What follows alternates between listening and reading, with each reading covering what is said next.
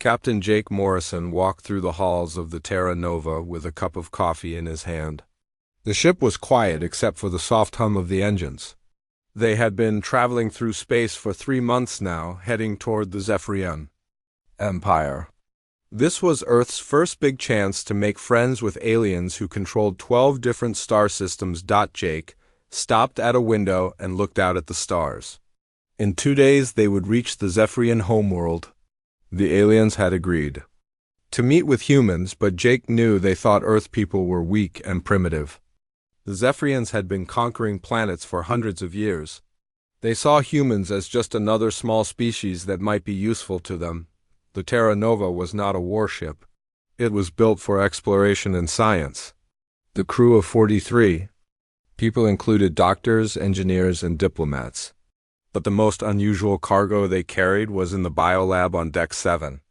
Earth had sent a collection of animals to show the aliens what life was like on their home planet. Jake finished his coffee and headed down to check on the animals. The biolab was his favorite place on the ship.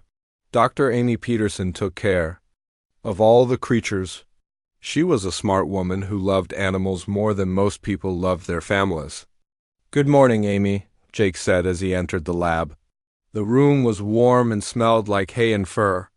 There were glass enclosures along the walls with different Earth animals inside. "Morning, Captain," Amy replied. She was feeding a small monkey that chattered at her. "Everyone is doing well today.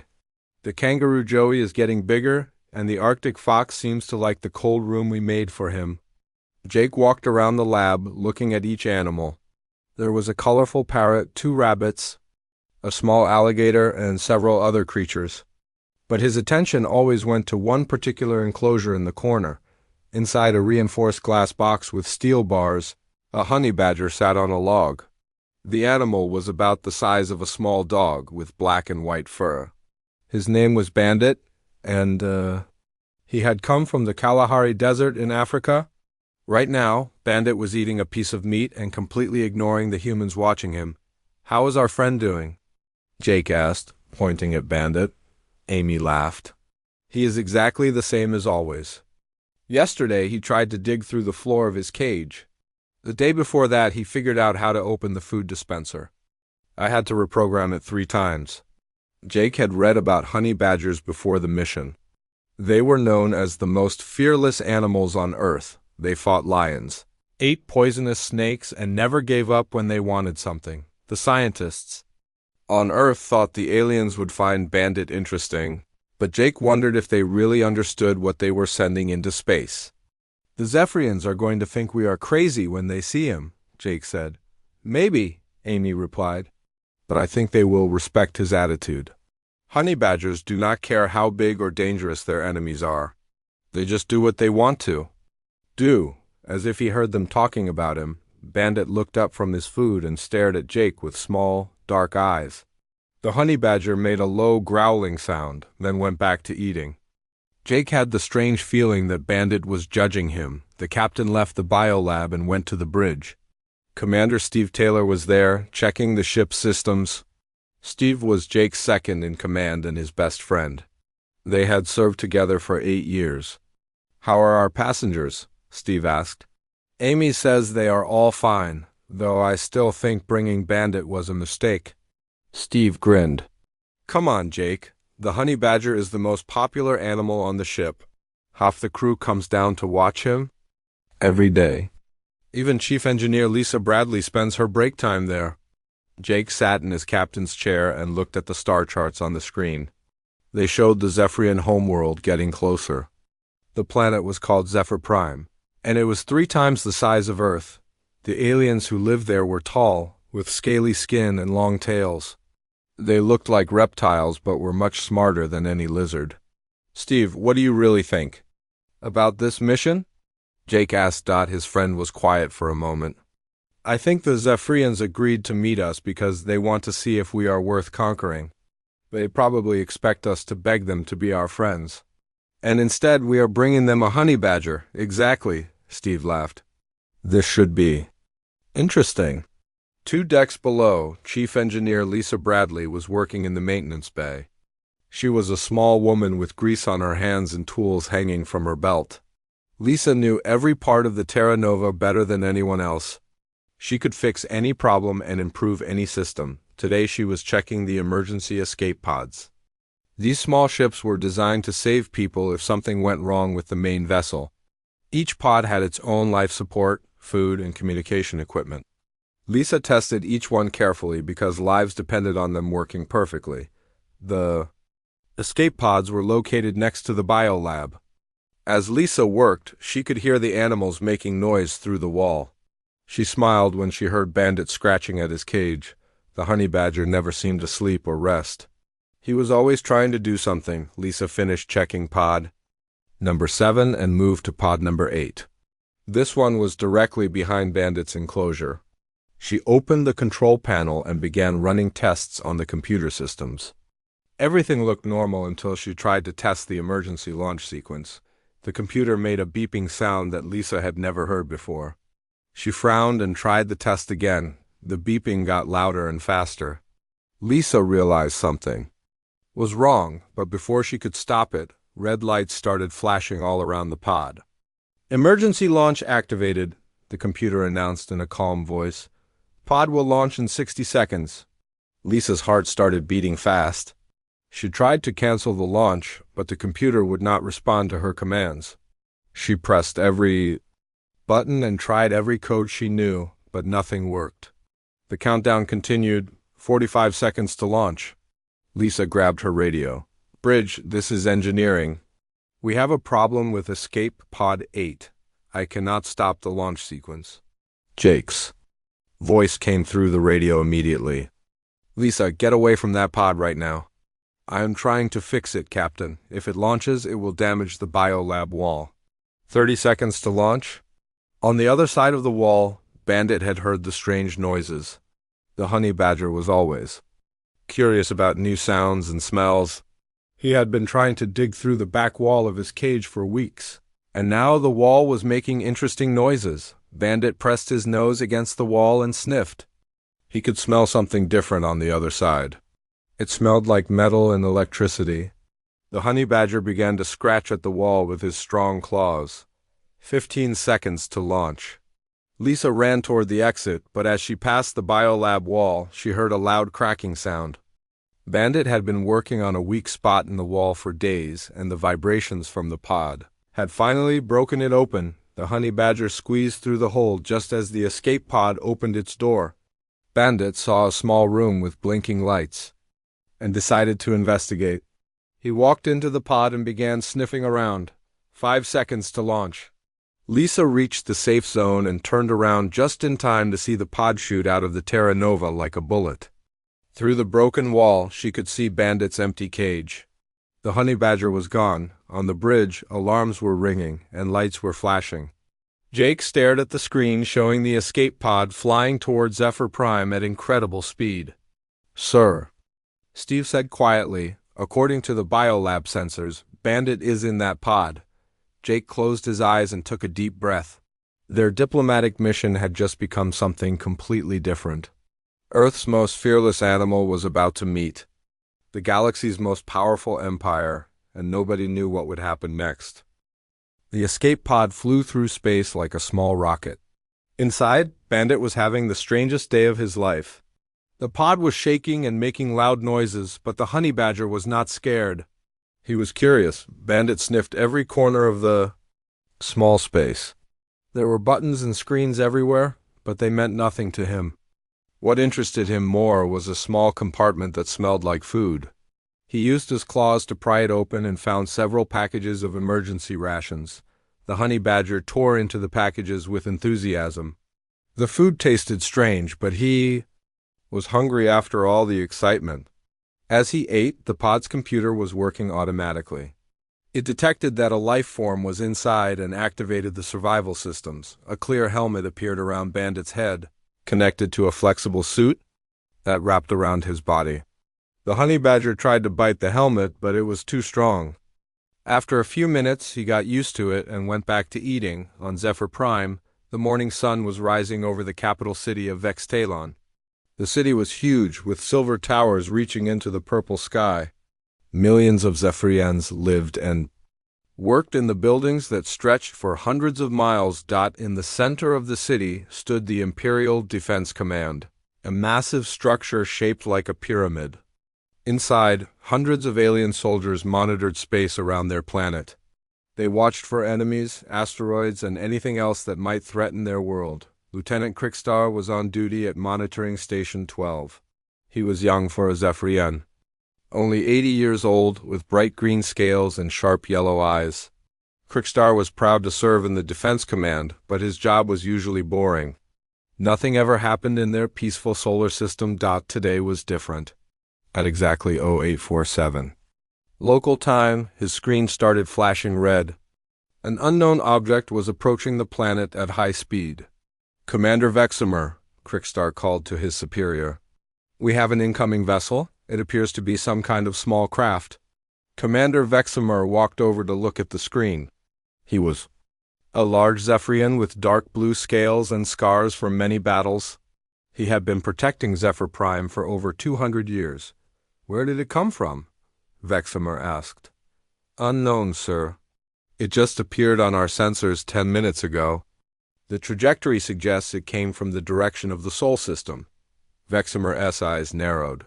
Sol was where the humans lived. The Empire had agreed to meet with the humans in 2 days, but this craft was arriving early and without permission. "Sir," another operator called out, "the craft is too small to carry more than one being. Our scans show a single life form inside." "A scout?" Veximer said quietly. "The humans are sending advanced intelligence." He pressed a button on his console. "Alert. Old defense stations. We have a possible infiltrator approaching the planet." The escape pod entered Zephyr Prime's atmosphere with a trail of fire behind it. The heat shields protected Bandit from the extreme temperatures, but the ride was still rough. The honey badger held onto a metal bar and made angry chittering sounds. The pod's parachutes opened automatically, slowing its descent. It landed in Victory Square, the main plaza in the center of the capital city. The impact created a small crater and sent up a cloud of dust and debris. Zephyrian civilians ran away from the crash site, their long tails dragging behind them as they moved. Within minutes, the area was empty except for the smoking escape pod. Sitting in the middle of the square, the first response team arrived 5 minutes later. 6 Zephyrian soldiers in black armor surrounded the pod with their energy weapons ready. They had fought many different alien species, but they had never seen a human craft before. Sergeant Zoltak approached the pod carefully. He was a veteran soldier who had served in 12 different campaigns.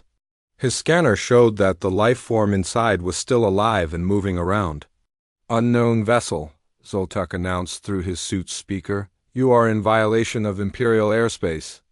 Exit your craft immediately and surrender." Inside the pod, Bandit heard the loud voice but could not understand the words.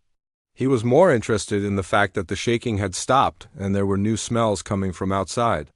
The honey badger had finished eating the emergency food and was ready to explore. The pod's door opened with a hissing sound. Steam poured out, making it hard for the soldiers to see inside. They raised their weapons and waited for the occupant to appear. What came out of the pod was not what they expected. Bandit stepped into the sunlight, wearing his emergency suit and helmet. To the Zephyrians, he looked like a small alien warrior in advanced armor.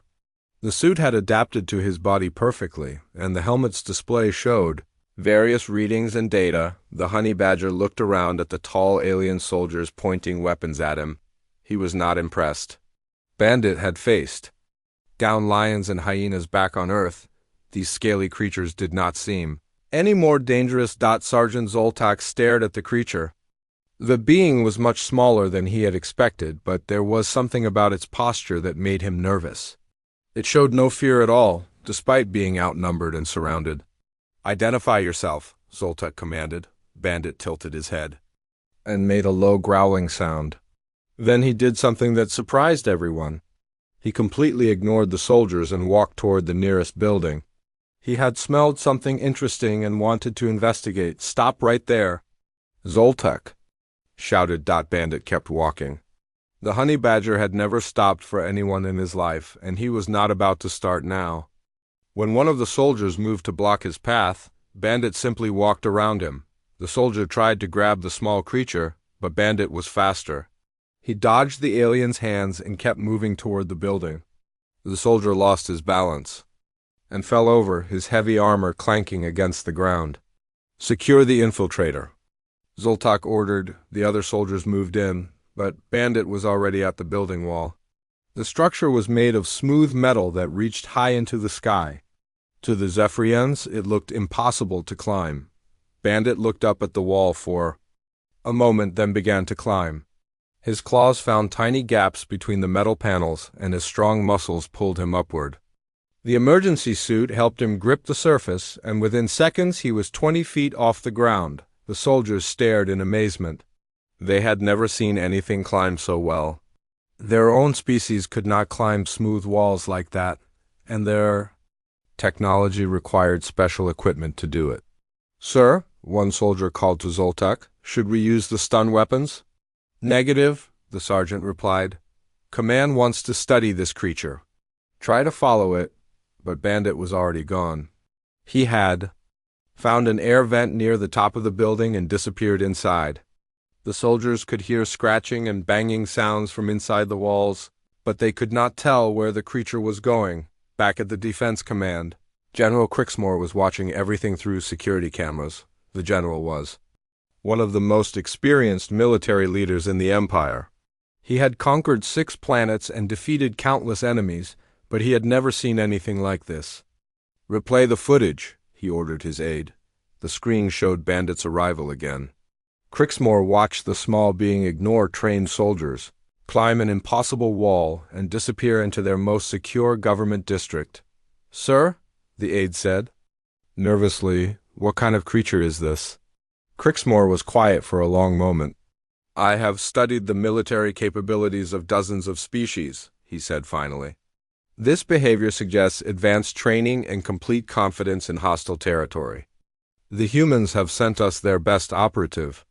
The general pressed a button on his desk. "Alert all units. We have a master infiltrator loose in the capital. This creature is extremely dangerous and highly skilled. Do not underestimate it based on size." While the Zephyrians were having emergency meetings, Bandit was exploring the inside of their building. The air vents were perfect tunnels for a creature his size. He followed his nose through the metal passages, looking for something interesting. The building housed the Ministry of Agriculture, and Bandit could smell food storage areas below him. The honey badger had always been good at finding food, and these aliens seemed to keep theirs in the same kind of places that humans did. He found a vent that led down to a large room full of containers. Bandit dropped through the opening and landed softly on the floor. The room was dark, but his nose told him everything he needed to know. There was food here. Lots of it. Bandit began opening containers with his claws. Most held strange alien vegetables that did not interest him. But then he found something wonderful. One container held crystallized chunks of something that smelled incredibly sweet. The honey badger had found the Zephyrians' emergency supply of concentrated energy honey. It was made from the nectar of flowers that grew on their sacred moon and was worth more than gold to their people. Bandit did not know any of this. He just knew it smelled better than anything he had ever encountered. He climbed into the container and began eating with enthusiasm. Outside, sirens were wailing all over the capital city. General Crixmore had declared a security alert. Thousands of soldiers were searching for the mysterious infiltrator who had vanished into their most important government building, but Bandit was not worried about soldiers or alarms. He had found the best honey in the galaxy, and nothing was going to stop him from enjoying it. News of the mysterious infiltrator spread through the Zephyrian Empire faster than light. Within 6 hours, every military base in 12 solar systems had received the alert. The message was simple but terrifying. Earth had sent an advanced operative who could disappear into any building and ignore all weapons. Admiral Vextalon sat in his command center on the space station orbiting Zephyr Prime. He was the supreme military leader of the Empire, a position he had earned through 300 years of successful conquest. His red scales were marked with golden battle scars, and his yellow eyes had seen the defeat of countless enemies. But today, those eyes showed something that few beings had ever seen in them: worry. "Show me the footage again," he ordered his intelligence officer. The screen displayed Bandit climbing the government building wall. Admiral Vexdalon watched the small figure move with perfect confidence, ignoring armed soldiers as if they were harmless insects. "Our best analysis suggests this creature has been specially trained for infiltration missions," the intelligence officer reported. "Notice how it shows no fear response to superior numbers or advanced weapons. This indicates either drugs, genetic modification, or extreme psychological conditioning." Admiral Vexdalon nodded slowly. "What about its physical capabilities?" "Sir, no known species can climb smooth metal walls without equipment. Our scientists believe the creature must have cybernetic enhancements or advanced biomodifications. The suit it wears appears to enhance its natural abilities even further." The Admiral stood up and walked to the large window overlooking Zephyr Prime, whose homeworld looked peaceful from space. But he knew that somewhere down there, an enemy agent was moving freely through their most secure facilities. "Send a message to all sector commanders," he decided. "Tell them that Earth is more dangerous than we thought. If they can create soldiers like this, we need to reconsider our expansion plans in their direction."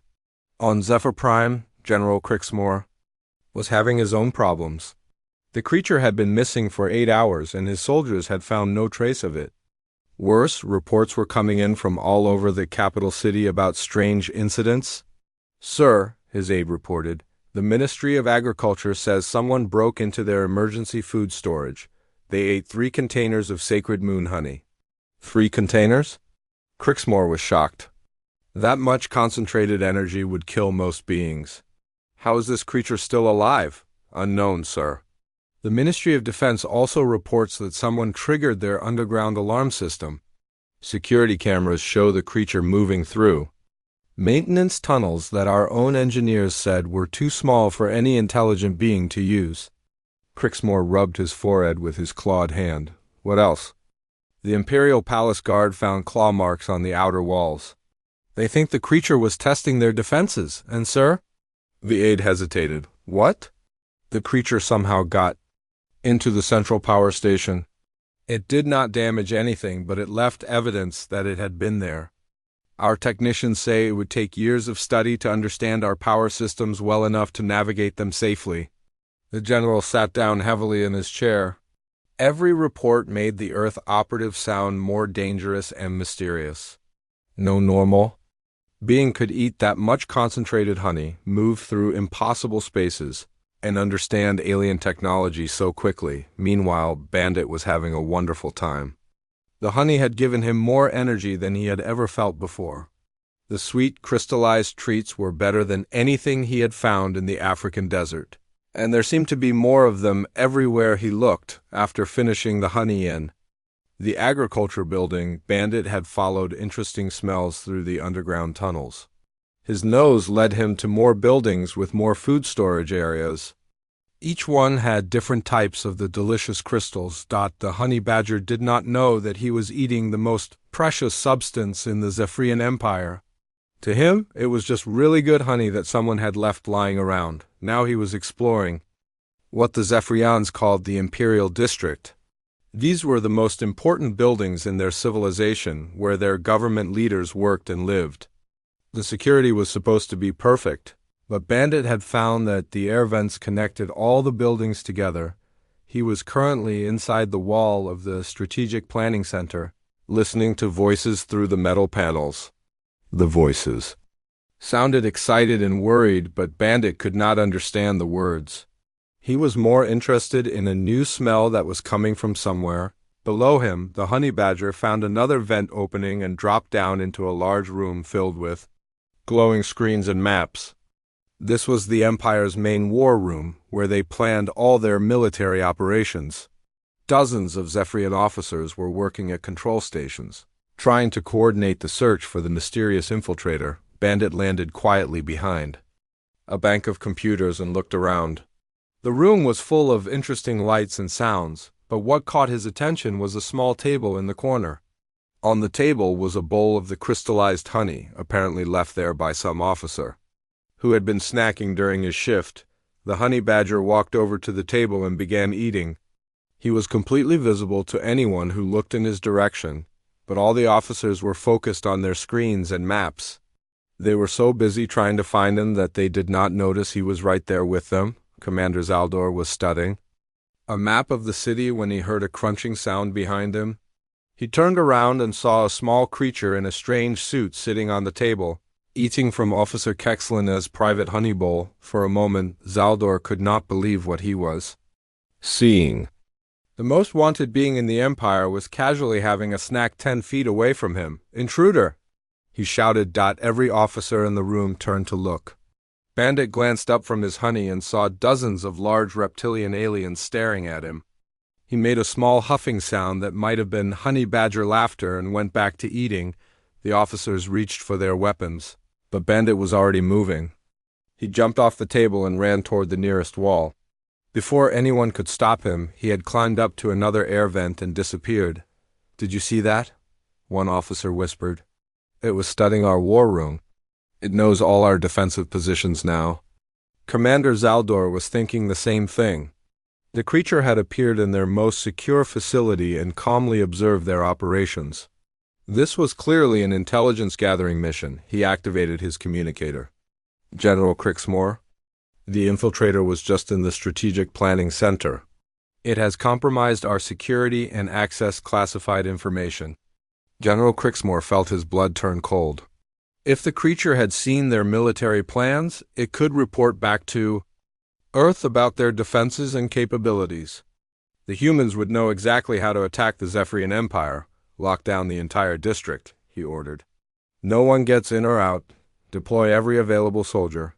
Within minutes, thousands of Zephyrian troops surrounded the Imperial District.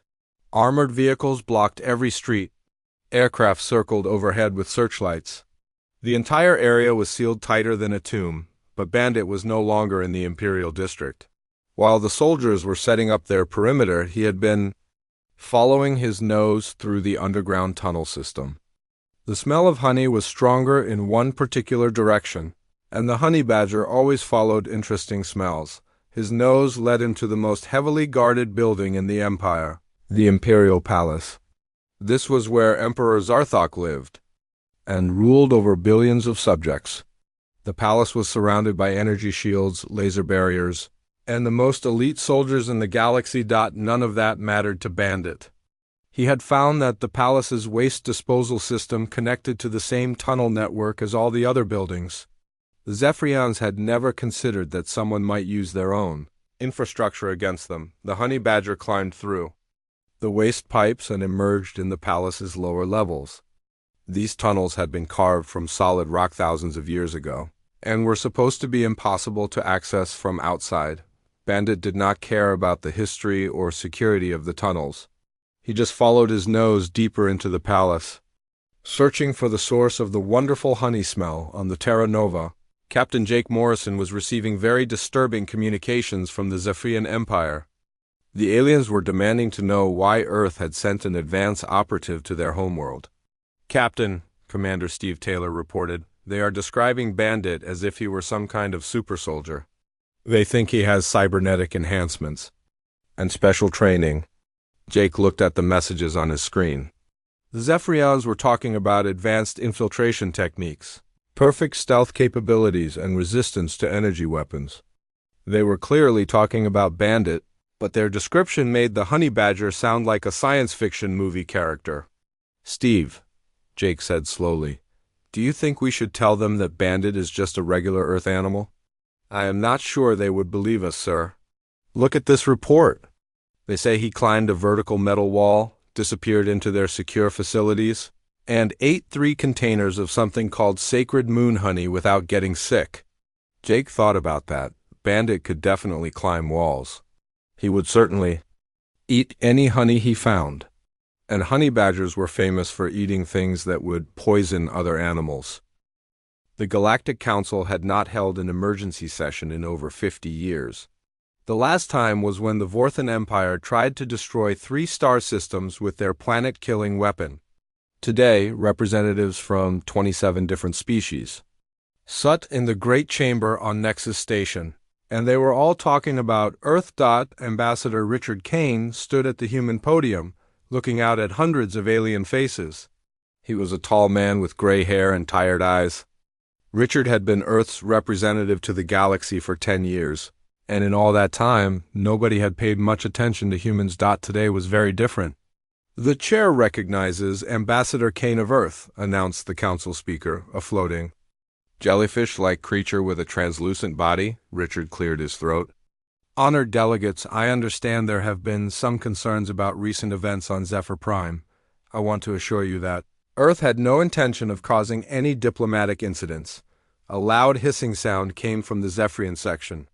Ambassador Valandra rose from her seat. She was a tall female with silver scales and angry red eyes. Her long tail swished behind her as she pointed at Richard. No intention? She said, her voice echoing through the chamber. Your species sent a biological weapon to our homeworld. This creature has invaded our most secure facilities and consumed our sacred resources. Murmurs spread through the chamber. Richard had received reports about the situation, but the details were confusing.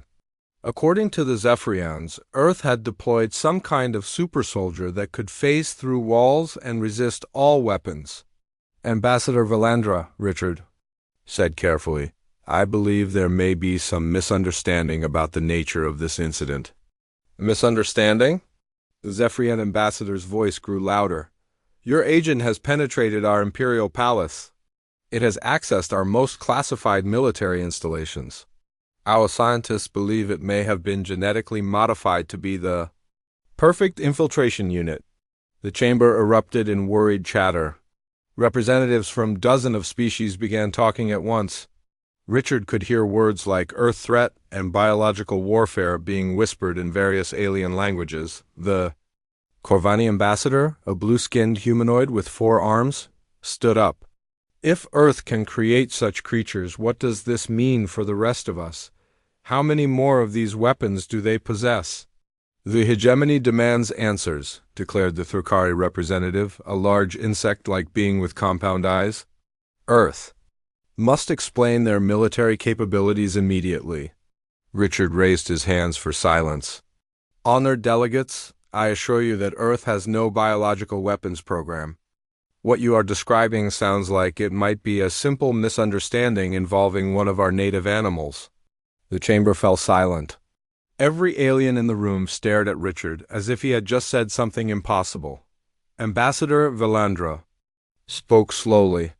Are you telling this council that what we consider to be your most advanced military operative is actually just an animal? Well, yes, Richard said. We sent a collection of Earth animals to Zephyr Prime as part of our cultural exchange program, if one of them escaped. This animal, Valandra interrupted, climbed a vertical metal wall without equipment. It navigated through our security systems as if it had studied them for years. It consumed enough concentrated energy to kill a dozen Zephyrians and showed no ill effects. It appeared in our most secure war room and calmly observed our military operations. Richard thought about this. What kind of animal was it? Can you describe it? Small with black and white fur. It wore what appeared to be advanced armor and showed no fear of our weapons or soldiers. Richard felt his heart sink. Oh no. That sounds like Bandit. Bandit? The council speaker's voice carried a note of confusion. He is a honey badger from Earth's Kalahari Desert. Honey badgers are, well, they are known for being very determined and fearless. The chamber was completely quiet now.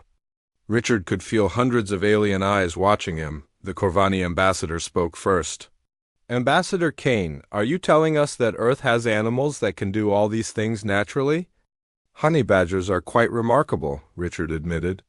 They can climb very well, they are resistant to many toxins, and they do tend to be quite bold when they want something. What do they want? Asked the Thurkari, usually food. They especially like honey. Ambassador Valandra sat down heavily. A sacred moon honey, she whispered. It has been consuming our most precious resource because it likes sweet things. That would make sense, Richard said. Honey badgers have an excellent sense of smell, and they are very good at finding food sources. The chamber erupted again, but this time the noise was different. Instead of angry shouting, there was a sound that Richard had never heard in the Galactic Council before. Nervous laughter. The hegemony representative was the first to speak. Earth has animals that can do these things without training or genetic modification? Oh yes, Richard said, warming to the subject. Honey badgers are just one example. We also have great white sharks that can sense electrical fields and track prey across vast distances. Grizzly bears that can smell food from 20 miles away and have enough strength to bend steel. Arctic wolves that can hunt in packs with perfect coordination. The alien delegates were writing notes furiously. Richard realized that he might be saying too much, but the questions kept coming. What about flying creatures? Asked the Draconian ambassador. We have golden eagles that can spot prey from over 2 miles away and dive at speeds that would destroy most aircraft. And our African killer bees can coordinate attacks with thousands of individuals acting as a single unit. Aquatic species?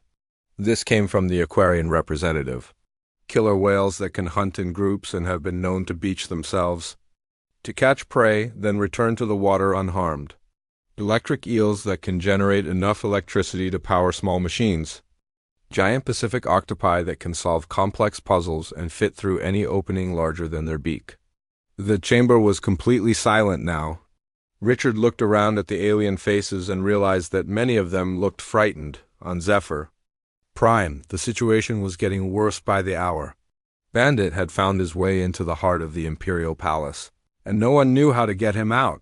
Emperor Zarthok sat on his throne in the Great Hall, listening to reports from his generals. The Emperor was ancient, even by Zephyrian standards. His golden scales were faded with age, but his mind was still sharp. Majesty, General Crixmore reported, the creature has been seen in the palace kitchens, the royal library, and the sacred chambers. Our guards cannot predict where it will appear next. What does it want? The Emperor asked. Food, Majesty. Specifically, it seems to be seeking out concentrations of moon honey. It has consumed nearly a month's supply of the sacred crystals. Emperor Zarthok thought about this. In his 300 years of rule, he had faced rebellions, invasions, and natural disasters. But he had never dealt with a creature that simply wanted to eat his food and ignored everything else. Has it damaged anything besides the food stores? No, Majesty. It seems to avoid unnecessary destruction. However, its presence has revealed serious weaknesses in our security systems. The Emperor nodded slowly. Perhaps that is the point. The humans may be showing us how vulnerable we are to a truly determined infiltrator. At that moment, alarms began ringing throughout the palace. The Emperor's personal guards rushed into the throne room with their weapons drawn. Majesty, the guard captain reported, the creature has been spotted in the royal gardens. It is ... playing in the water fountain. Emperor Zarthok stood up from his throne. Playing? Yes, Majesty. It appears to be enjoying itself. For the first time in days, the Emperor smiled. I want to see this creature for myself. Meanwhile, in the royal gardens, Bandit was having the time of his life. The gardens were beautiful, with exotic plants and flowing water. But what really excited him was the smell of flowers that reminded him of the ones bees used to make honey back on Earth. The honey badger had found a shallow pool with a fountain in the center. The water was cool and clean, and Bandit had decided to take a bath. He rolled around in the water, making happy, chittering sounds. Several palace guards watched from a distance, their weapons ready. But Bandit paid no attention to them. He was too busy enjoying the water and the pleasant smell of the flowers. When Emperor Zarthok arrived with his escort, he stopped at the edge of the garden and stared. The most feared infiltrator in the Empire was splashing around in his fountain like a happy child. This is Earth's ultimate weapon? The Emperor asked quietly. General Crixmore looked embarrassed. Majesty, perhaps we have misunderstood the situation. The Emperor watched Bandit play in the water for several minutes. The creature showed no interest in the guards, the palace, or anything else except enjoying himself. General, the Emperor said finally, I think we need to have a very different conversation. With the humans.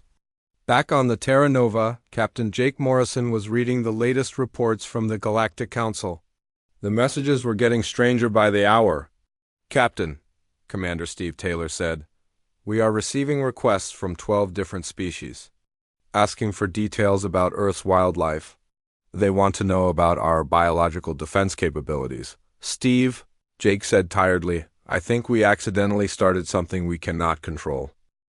The Terra Nova dropped out of hyperspace above Zephyr Prime just as the sun was setting over the capital city. Captain Jake Morrison stood on the bridge, looking down at the planet where his diplomatic mission had turned into the galaxy's biggest crisis. "Captain," Communications Officer Maya Collins reported, "we are receiving over 300 messages from Zephyrian Command. They range from demands for surrender to requests for immediate negotiation. Any word about Bandit?" Jake asked. "Sir, the latest report says the Infiltrator has taken control of the Imperial Palace Gardens and is holding the area against all security forces." Jake rubbed his forehead. Somehow, he doubted that was an accurate description of what Bandit was actually doing. "Maya, send a message to Emperor Zarthok. Tell him that Captain Morrison of Earth requests permission to beam down to the palace to resolve this situation peacefully." "Sir," Commander Steve Taylor said quietly, "are you sure that is a good idea? They think we sent Bandit as a weapon. They might consider you a threat too." "Steve, somebody has to explain what a honey badger actually is before this turns into a war." The reply from the Emperor came within minutes. Jake was surprised by how quickly the aliens agreed to meet with him. What he did not know was that Emperor Zarthok was just as eager to understand what was happening as the humans were. An hour later, Jake materialized in the royal gardens wearing his dress uniform and carrying a small bag. He was accompanied by Dr. Amy Peterson, who had insisted on coming along to help with Bandit. The gardens were beautiful, with tall trees and colorful flowers surrounding a series of pools and fountains. But what caught Jake's attention immediately was the crowd of Zephyrian soldiers standing around one particular fountain, all pointing their weapons at the water. "Captain Morrison of Earth?" a voice called out. Jake turned to see Emperor Zarthok approaching with a small group of advisors. The Emperor was larger than the other Zephyrians, with golden scales that gleamed in the evening light. Despite his age, he moved with the confidence of someone who had ruled an empire for centuries. "Your Majesty," Jake said, bowing respectfully. "I apologize for any trouble our representative may have caused." "Captain," the Emperor replied, "I am very curious to meet the beings who created such an effective operative." Jake looked toward the fountain where the soldiers were still pointing their weapons. "Your Majesty, before we continue, may I ask what the creature is doing right now?" "See for yourself," the Emperor said, gesturing toward the water. Jake and Amy walked over to the fountain. In the center of the pool, Bandit was floating on his back, paddling gently with his paws. The honey badger looked completely relaxed and happy. When he saw Amy, he made a pleased, chittering sound and swam over to the edge of the pool. "Hello, Bandit," Amy said softly. "Did you have a good adventure?" Bandit climbed out of the water and shook himself off. Several Zephyrian soldiers stepped back nervously, but the honey badger ignored them completely. He walked over to Amy and sat down next to her. Looking up EXPCTNTLY. Amy reached into her bag and pulled out a container of earth honey. She gave Bandit a small portion, which he ate with obvious enjoyment. Emperor Zarthok watched this interaction with great interest. "Dr. Peterson, I presume?" "Yes, Your Majesty. This is Bandit. He is a honey badger from Earth." "And this creature accomplished everything my generals have reported?" Amy looked around at the dozens of armed soldiers surrounding one small animal. "What exactly did your generals report?" General Crixmore stepped forward. "This operative climbed vertical walls, penetrated our most secure facilities, consumed deadly concentrations of energy crystals, and showed complete immunity to fear or intimidation." "Well," Amy said thoughtfully, "that does sound like typical honey badger behavior." "Typical?" the general asked. "Your Majesty, honey badgers are remarkable animals, but they are not weapons or soldiers. They are simply very determined and fearless by nature." Jake pulled out a small device from his bag. Your Majesty, with your permission, I would like to show you something. The Emperor nodded, and Jake activated a holographic projector. Images appeared in the air showing various Earth animals in their natural habitats. This is what Earth wildlife actually looks like, Jake explained. Here you can see honey badgers in the wild. They climb trees, dig through ground, and yes, they do eat honey and other foods that would be dangerous to most creatures. The hologram showed bandit species fighting off much larger predators, climbing impossible surfaces, and generally ignoring any obstacle in their path. They do all of this naturally? Emperor Zarthok asked. Yes, Your Majesty. Evolution on Earth has created many species with remarkable abilities. Amy activated another sequence. These are African elephants. They can communicate across vast distances using sounds too low for humans to hear. They remember the locations of water sources across thousands of miles and pass this knowledge to their children. The next image showed great white sharks. These creatures can detect the electrical fields generated by other living beings. They can sense a single drop of blood in an ocean and track it to its source. Emperor Zarthok stared at the images. And humans live on the same planet as these creatures? We share the planet with over 8 million different species, Jake said. Many of them have abilities that might seem impossible to other worlds. General Crixmore looked confused. But Captain, if your world has so many dangerous creatures, how do humans survive? Jake smiled. We learn to coexist with them. Sometimes we avoid them, sometimes we study them, and sometimes we even keep them as companions. You keep these creatures as companions? The general asked. Amy knelt down and scratched Bandit behind the ears. The honey badger made happy sounds and leaned against her. Not honey badgers usually, but humans have lived alongside Earth's wildlife for thousands of years. We have learned from them, and they have learned from us.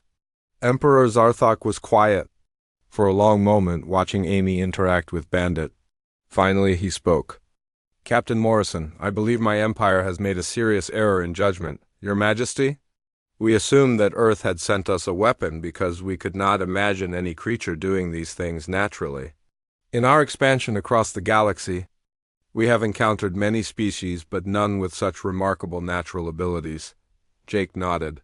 Your Majesty, Earth's wildlife is diverse and often surprising, but they are not weapons. They are simply the result of 4 billion years of evolution on a very active planet. Captain, the Emperor said slowly, what other creatures does Earth have? Jake and Amy looked at each other. Amy activated the hologram again, showing a polar bear. This is a polar bear. They can smell seals under 6 feet of ice from 20 miles away. They are strong enough to break through ice with their bare paws. The next image showed a peregrine falcon. These birds can dive at speeds over 200 miles per hour with perfect accuracy. And this is an octopus, Amy continued. They can solve complex puzzles, fit through any opening larger than their beak, and change color to match their surroundings perfectly. With each new animal, the Zephyrian leaders looked more amazed and worried. Finally, Emperor Zarthok held up his hand. Captain, please stop. I think we understand now why the Galactic Council is so concerned. Your Majesty, Jake said carefully, Earth has no intention of using our wildlife as weapons. We were simply trying to share our culture with your empire. I believe you, Captain. But you must understand how this appears to other species. We have spent centuries conquering worlds, and we have never encountered anything like what you have shown us today. General Crixmore stepped forward. Your Majesty, if Earth has thousands of creatures with abilities like this honey badger, perhaps we should reconsider our expansion plans in their direction. Emperor Zarthok nodded slowly. General, I think we should reconsider many things. The Emperor looked at Jake directly. Captain Morrison, the Zephyrian Empire would like to propose a new treaty with Earth. What kind of treaty, Your Majesty? A treaty of friendship and mutual respect. We have learned that Earth is far more remarkable than we initially believed. We would be honored to call your people allies rather than subjects. Jake smiled. I think Earth would be very interested in that discussion, Your Majesty. As they talked, Bandit had wandered back to the fountain and was playing in the water again. None of the soldiers were pointing weapons at him anymore. Instead, they were watching with curiosity as the small creature enjoyed his swim. "Dr. Peterson," the Emperor said, "would it be possible for Bandit to stay as our guest for a few more days? I would like our scientists to observe his natural behaviors and learn more about Earth wildlife." Amy looked at Bandit, who was now floating peacefully in the warm water. "I think he would enjoy that, Your Majesty. Just make sure he has plenty of honey." 6 months later, Captain Jake Morrison sat in his quarters aboard the Terra Nova, reading reports from across the galaxy. The news was remarkable. 3 major empires had signed non-aggression pacts with Earth after learning about human wildlife. The Galactic Council had established Earth as a protected world, with strict limits on any military action in the Sol system. Trade agreements heavily favored humanity, as other species desperately wanted to stay on good terms with the planet. That considered honey badgers just another animal.